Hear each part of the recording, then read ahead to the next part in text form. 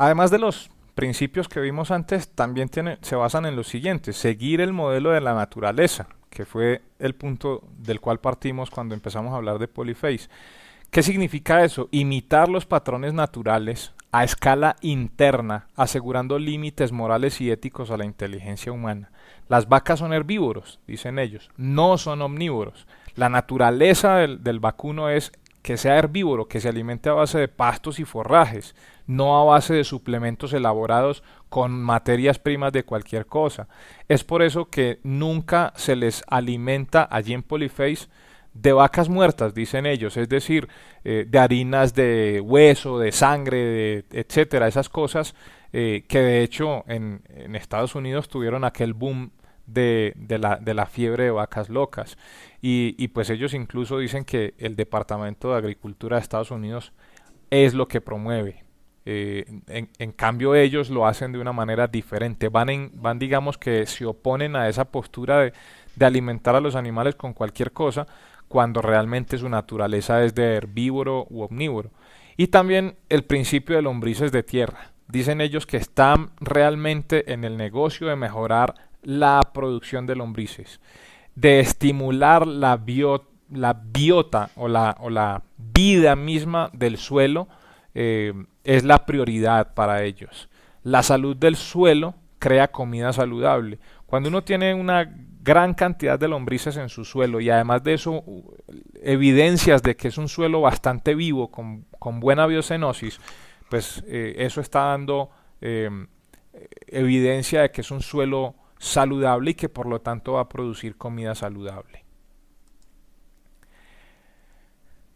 Hasta ahí lo que es el Polyface. Y aquí es donde digamos que tomamos unos principios para hablar de que estas bases que puso Wassan a finales de los 50 y principios de los 60 fueron las que se popularizaron rápidamente en Canadá, Estados Unidos y en buena parte de la comunidad europea, y que le dieron la partida, es decir, Alan Savory con su manejo holístico parte de las enseñanzas de Wassan, es decir, él tomó a Wassan como la base de fundamentación de su propuesta holística. También lo hicieron Bill Mollison y Holmgren con el tema de permacultura.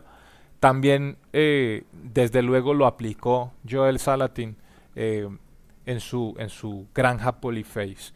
Y básicamente el manejo racional y la agroecología se definen como la aplicación de principios ecológicos a la producción de alimentos, a la producción de combustibles, a la producción de fibras y a la producción de farmacéuticos, de una forma lo más natural posible. El término abarca una amplia gama de enfoques y se considera una ciencia y un modo de ver la vida.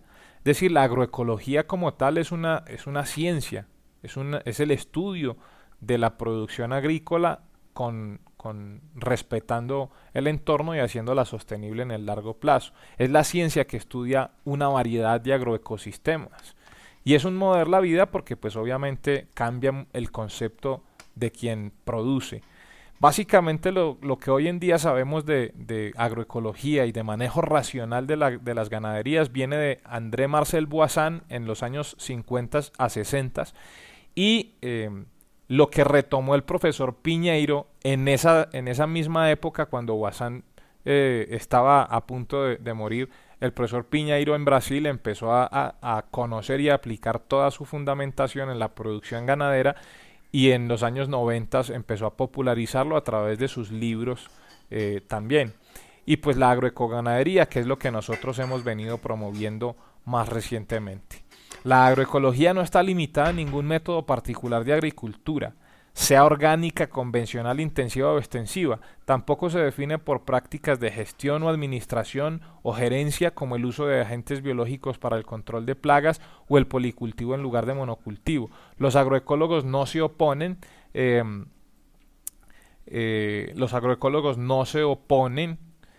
a la tecnología o a los insumos en la agricultura. Lo que hacen es evaluar muy bien cómo, cuándo y si la tecnología que se está proponiendo como agroecológica se puede utilizar en un conjunto de bienes naturales, sociales y humanos anulando o promoviendo su deterioro y más bien haciéndolos perdurables en el más idóneo estado posible de forma indefinida, es decir, que garantice la perdurabilidad en el largo plazo. Eh, Básicamente se trata de hacer un uso racional de los recursos de los ecosistemas para no gastarlos hasta su agotamiento, sino usarlos, pero reponerlos o que el mismo sistema los vaya reponiendo automáticamente para que se garantice su perdurabilidad en el tiempo. El manejo racional y la agroecología tienen un primer pilar que es el círculo virtuoso en cuanto a ganadería se refiere.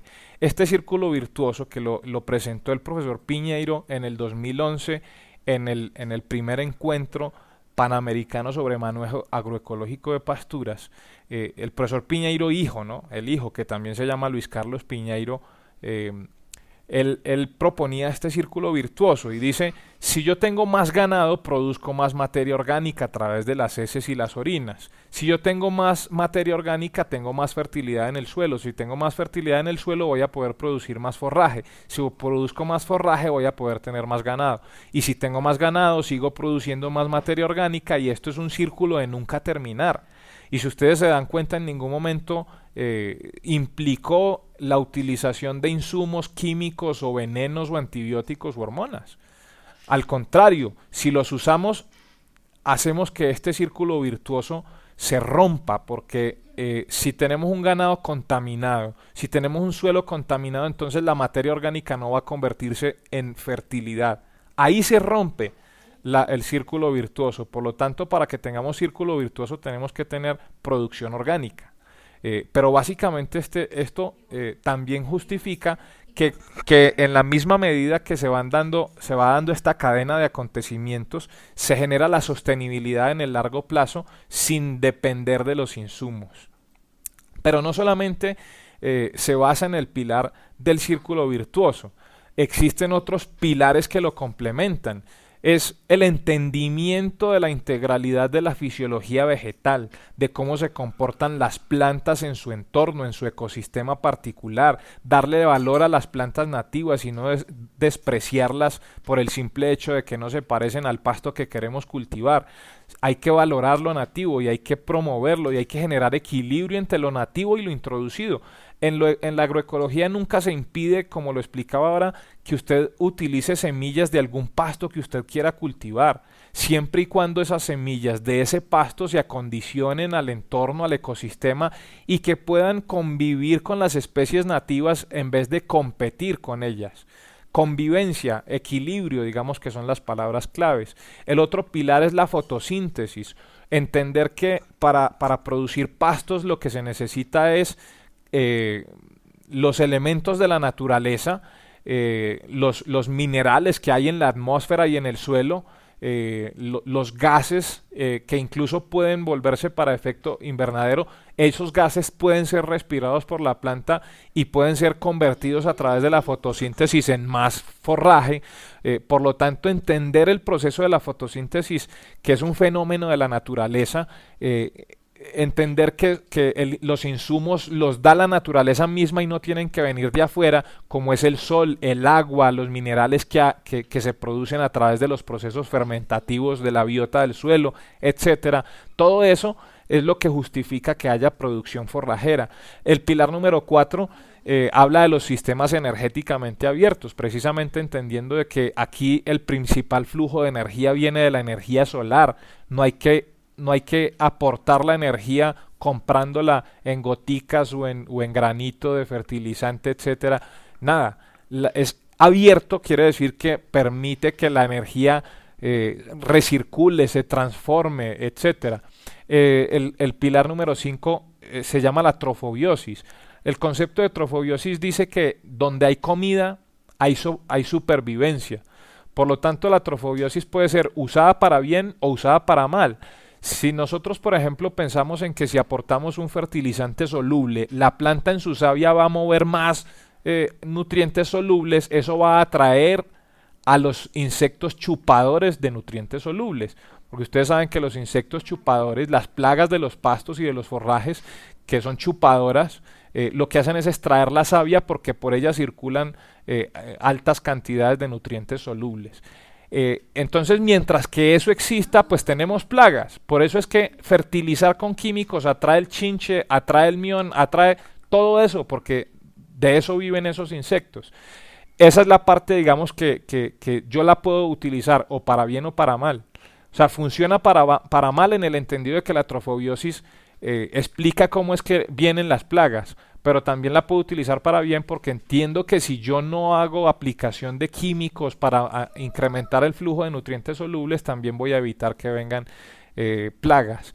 El pilar número 6 habla del ciclo del etileno, que explica por qué es que las bacterias que son anaeróbicas, que trabajan en ausencia de oxígeno, se activan cuando el suelo se compacta, y nos han enseñado a ver la compactación como algo negativo, y resulta que la compactación es en cierto modo positiva, pero obviamente es un modelo de compactación moderado.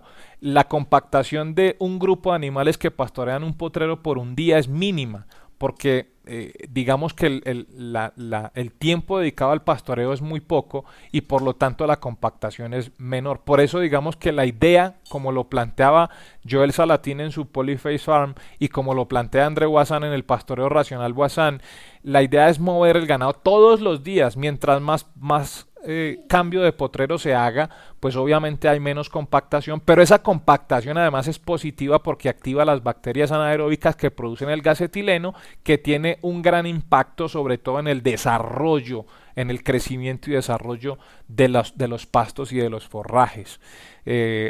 Entonces tenemos que empezar a entender que la compactación no siempre es mala. Hay que manejar un ciclo en el que el suelo se compacta y se vuelve a descompactar.